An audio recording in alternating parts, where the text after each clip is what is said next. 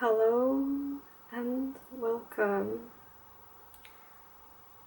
This is a kind of episode where I'm just in my bathrobe with a cacao, so grab some tea, cacao, matcha, whatever you like, and join me.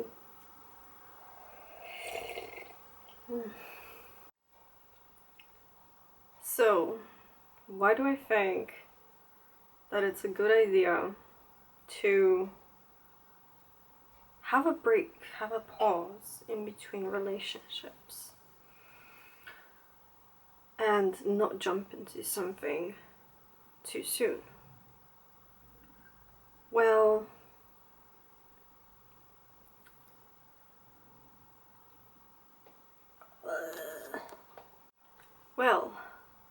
quite simply, if you just jump into something right away, oh, focus, bitch.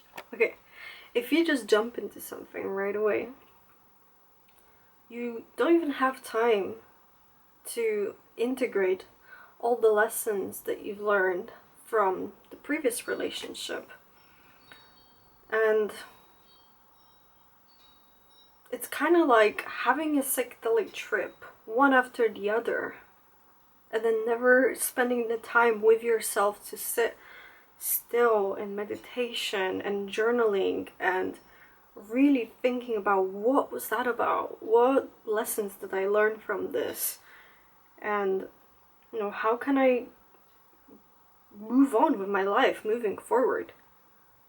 These trips, just like relationships, they all are here to serve us and to teach us certain lessons. And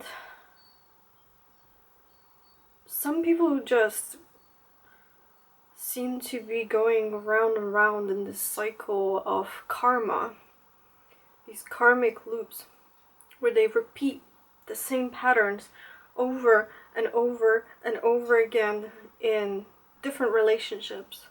They get a different face, different person, but it's still the same energy. They're still anxiously attached with an avoidant partner. Their partner is still pulling away. Their partner is still making them feel unseen, unheard, unloved. And they're needy. They're wanting more because they never sat down with themselves really deeply in meditation with the grief, with the pain, with the loss of the previous one. And they never sat down to journal, to write down the lessons that they learned, to write down what they hate about that person. Fucking hate you. If you look at my journals and you look at the entries about my exes, it's like, I fucking hate you, you fucking cunt, blah, blah, blah, blah, blah. You're this, you're that, you're a motherfucker, I can't believe you did this to me. And we need that kind of catharsis. We need to do this. And, not enough of us, because anger is so unacceptable in our society that, dude, you can't even scream. Most people have never even screamed, like properly screamed in their entire life, unless there's like a major argument, and then they suddenly release everything.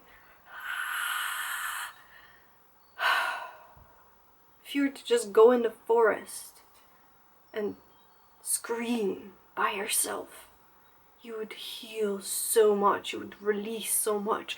There's so much in us all the time, inside of our bodies, that we don't even notice that is there. Because we're not still enough with ourselves. We don't take the time to be there with those feelings, to really just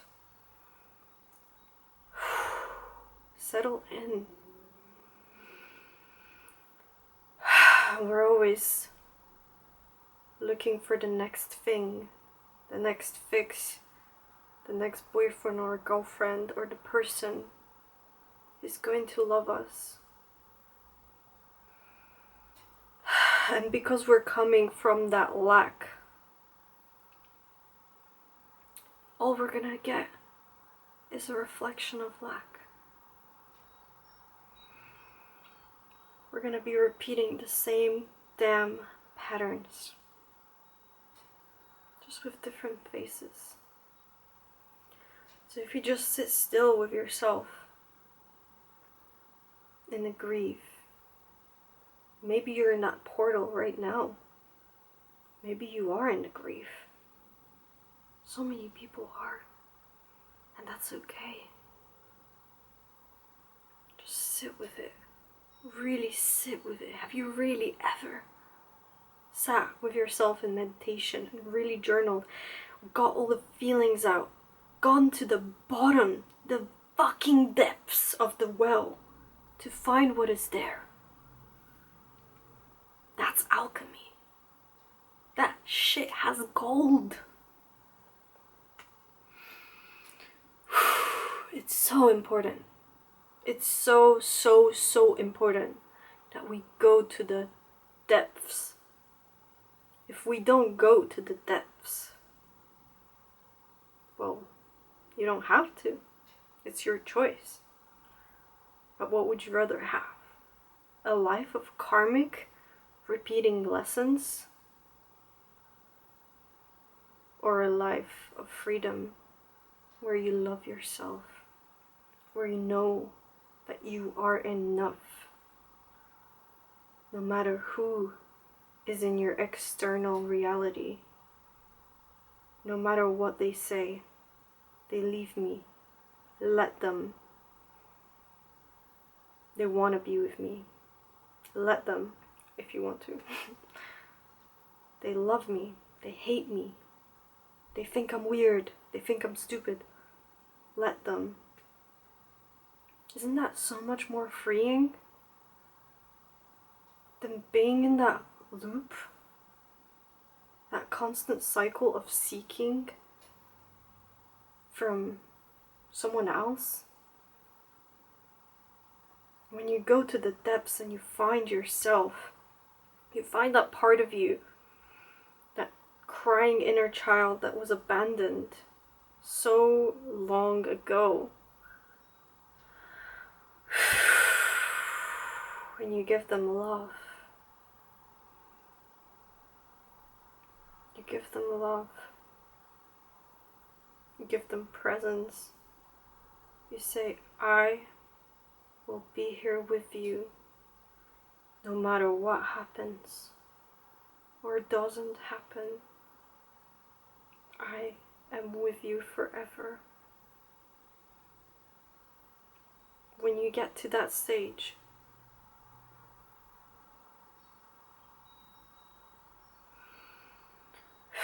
your life will actually transmute into gold. Every breakup, every grief, every loss is a death portal. And every death portal is a transformation portal.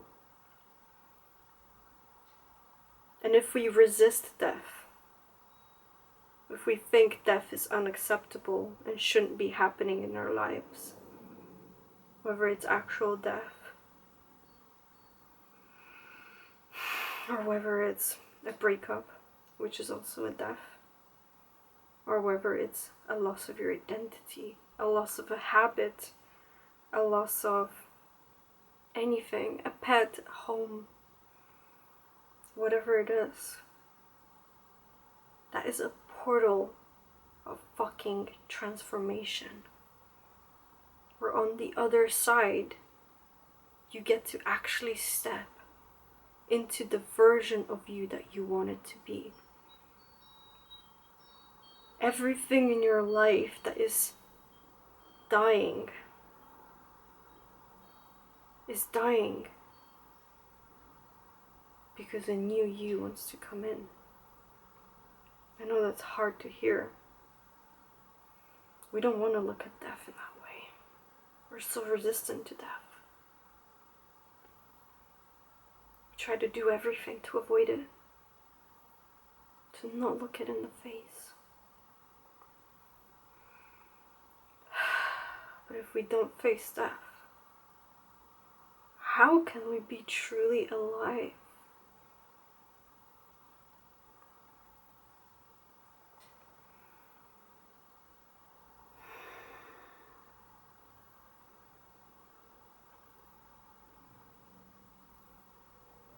Death is a transition into something else.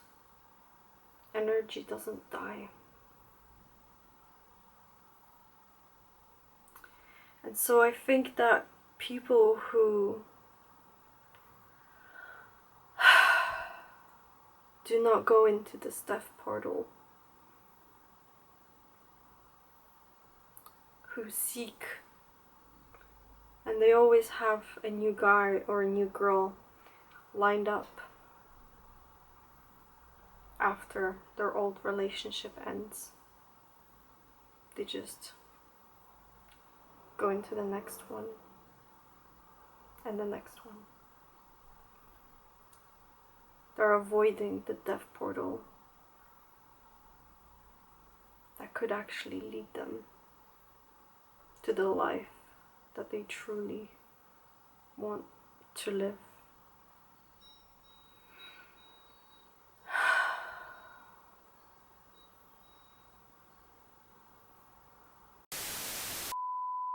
Wow. It's still so difficult to speak on camera. I just need to pretend that I'm voice noting a friend here. Okay. It's gonna be so much easier. I'm just voice noting a friend. Okay, I'm just voice noting a friend, okay? It's not that big of a deal. I'm just voice noting a friend. I'm sending them something on Telegram. Just normal Nico. Hey.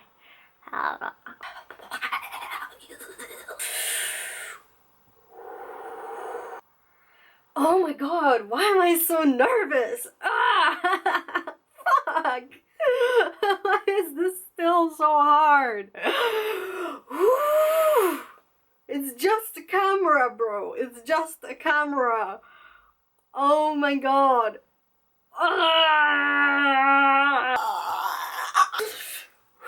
Okay. Alright. Okay. I should have taken a microdose before I did this, honestly. That was a good idea. Alright.